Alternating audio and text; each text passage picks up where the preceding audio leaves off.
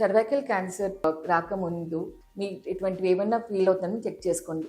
Hello, నా పేరు doctor Neeraja, senior homeopathic consultant at Doctor Care homeopathy.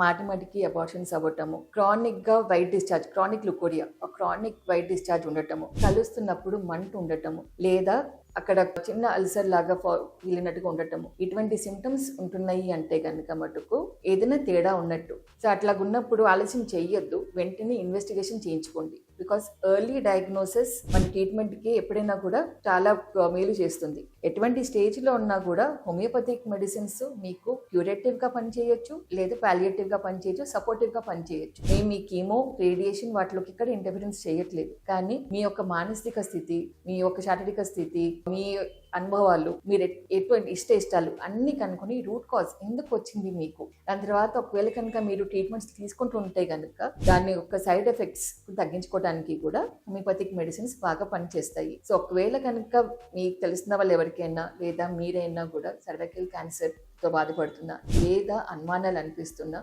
మీరు ఒకవేళ కనుక బ్రెస్ట్ క్యాన్సర్ తోటి కానీ బ్రెస్ట్లో గడ్డలతోటి కానీ బాధపడుతున్నా, మీకు తెలిసిన వాళ్ళు ఎవరైనా బాధపడుతున్నా కూడా వెంటనే మమ్మల్ని సంప్రదించండి.